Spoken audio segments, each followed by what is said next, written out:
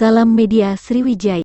Video call mesum atau panggilan video panas kembali beredar dan mengagetkan warga di Kabupaten Ogan Komering Ilir Oki, Sumatera Selatan, Sumsel.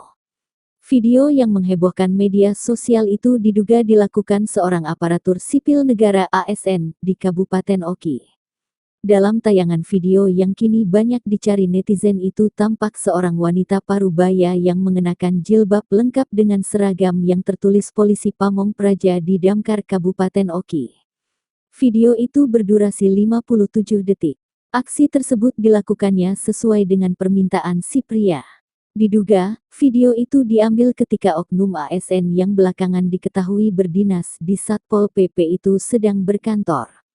Sementara itu Kepala Badan Kepegawaian Pendidikan dan Pelatihan BKPP Kabupaten Oki, Denny Maulid mengatakan pihaknya telah mengetahui informasi video mesum tersebut.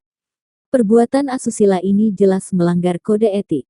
Oleh sebab itu, kita segera menerbitkan sanksi terhadap pelanggaran kode etik, kata Denny kepada wartawan, Rabu tanggal 6 Juli tahun 2022. Dikatakan Denny, BPKP akan menjatuhkan sanksi bagi ASN yang melanggar kode etik tersebut.